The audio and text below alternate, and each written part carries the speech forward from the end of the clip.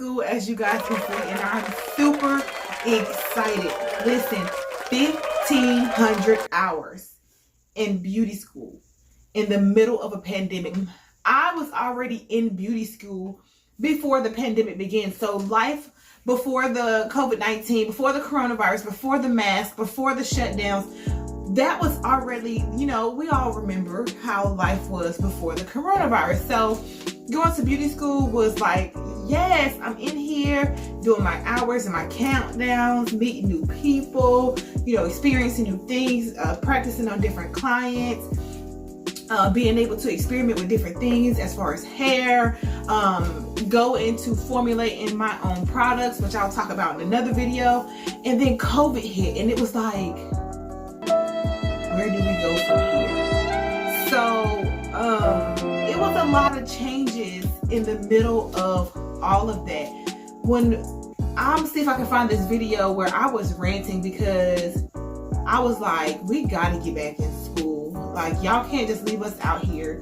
TDLR, y'all need to figure out something, which they did. So I'm grateful for the opportunity and for the advancement of people that are in those places that were able to make decisions to put us back in school virtually, because there was no such thing as virtual beauty school.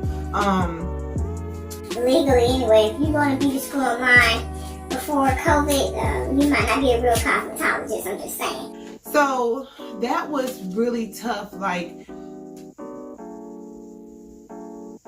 dealing with already the drama of beauty school and then taking that drama and putting it online and having the instructors and the director and the students learn a system that they've never dealt with before. Some of us were familiar with Zoom already because we have already attended seminars and things like that. Now Zoom is like a household name. That is something that we never expected. So it was a tough transition online in school. And then when we began to open up back up, going back to school, that was another transition. Like, you felt the breakdown of your body again, like going to school every day.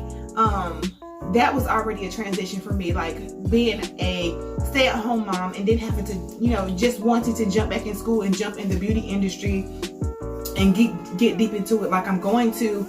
It was like, oh my God, I'm tired. Like, I gotta get up every morning and get the kids dressed. I gotta still gotta come home and cook dinner. It was just like, oh my God, after, you know, being a stay-at-home mom since, when did I got the military? 2012. And then fast forward to 2019, trying to just hop back in a full swing of things.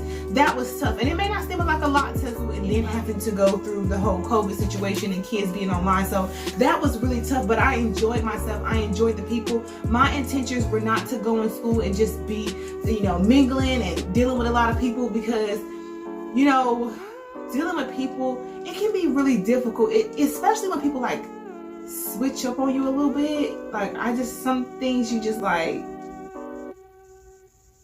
but I mean, that's just people. You're dealing with people, you're dealing with different personalities who are dealing with different things at home. Overall, my experience was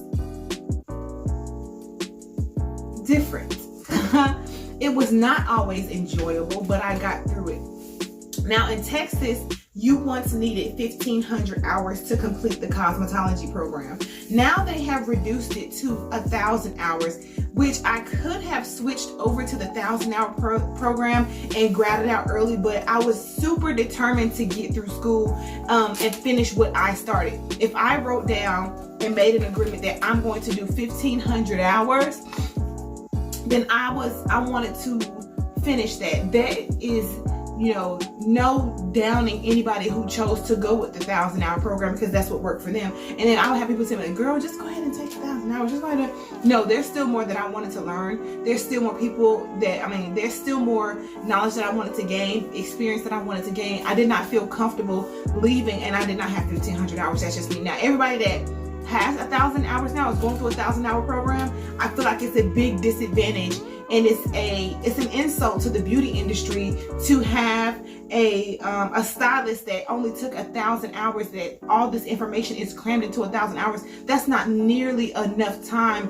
to gain a lot of experience and information and the education you need to be a successful stylist. Now what's going to happen is they're going to have to take additional classes and to be able to get knowledgeable in a lot of things to move forward, unless they're already experienced, because some people come to beauty school and they're already experienced. So just for me, I was like, no, I'm gonna stay this 1,500 hours, and I did it, you guys. I am done. It is finished. Now I'm getting ready for my practical exam. So next time y'all see me talking about my beauty school experience, I will be a licensed cosmetologist, because I want to tell you guys all about it, my experiences, my ups, my downs, my highs, my lows. Ooh, some things that almost made me get nuck if you buck. Oh! I don't even think that anybody knows like how I can get. I never gave that like just never gave into the temptation of wanting to like get shenanigans on people. Like, you don't even know me. Like, first of all, I hear you whispering over there. What? Say it to my face. Ooh, listen. There were a couple of times like this is going to have to be like a 4-part video, because literally there were times where I just wanted to say, what did you say about me? You don't even know what I'm like. So I heard people like make comments toward like, and these are people who wear nothing but weave and stuff like that. And hey, do you, boo? Do you? But like making like nasty like hair comments, not even realizing when I started cosmetology school, I was like, okay, I'm going to make me a natural, I want to create products and natural hair products. So what did that entail? That entailed me doing like research, a lot of research, learning how to formulate. Should I formulate? Should I get a manufacturer? These things are questions that I asked myself, and I was like, no, I like to make, I love the joy of just like bottling and just formulating and seeing what works together, and learning about emulsions and learning about like hydrophilic and all these other terms, science terms that, you know, a lot of people don't really choose to get into, you know, or some people just take recipes offline and copy them and bottle them and sell them. Do you, boo? But I want my formula to be something that I offer to my customer to say, hey, I use this, it worked for me to help whatever. You know, I want to be able to have an experience with that product. So no, I do not copy and paste and get all these free formulas and templates that they have online, you know. I don't do that. No, I'm not anybody that does that. That's just not me and how the way I choose to move. So anyway, during school, I was like, okay, this is the perfect time for me to experiment with hair products. I'm in beauty school. You know, by the time I get out of beauty school, I'll be ready to launch my products, and then launch a few of my products, just kind of like do like a soft launch and see, you know, how the market responds to what I'm offering.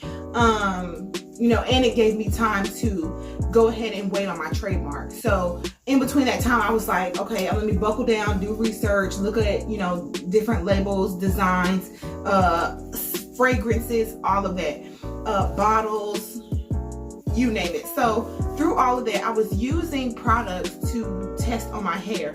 Not every product was successful. Some products I would make in the morning, like I would make them and I would use it in the morning, or I would use it the night before.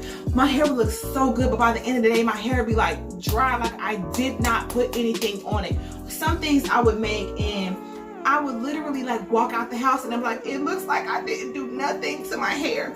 So it was really offensive even to hear like people making comments that were of my, you know, same skin color, and these are the same people that say, oh, Black Lives Matter, oh, black is beautiful. But then you sit here and you talk about somebody that's supposed to be, you know, of the same color, and we're supposed to understand the same social injustices and the racism against us, but yet you sit here and talk about me and not ask me like, what are you doing to your hair? Hey, yeah, like, you know, just throwing shots. And that, I think that was a part of my character build, because I realized how strong I was in beauty school. Like, I mean, literally, like, I realized that, oh my God, you had literally, God, you delivered me from anger and frustration and pettiness, because let me tell you, shit can get petty, okay?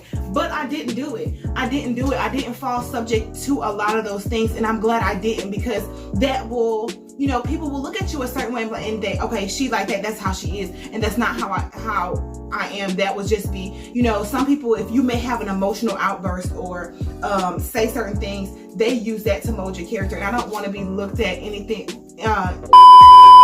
you know, give people a part of me that did not exist, if that makes sense, because, you know, emotional outbursts or tangents or tantrums and stuff, those are momentary and temporary feelings, and I just didn't want my personality or my character to be shaped off of, you know, certain things like that. So I got over it, because guess what? Guess who is going to be successful in this hair industry, babe? That's why I let it push me, and I let it, like, okay, I heard that, I saw that, I know that, like, such and such said so. I'm like, okay, let them talk, because the minute they come and say it to my face, then I'll respond. But you ain't saying that to my face, which means kind of coward anyway, you know.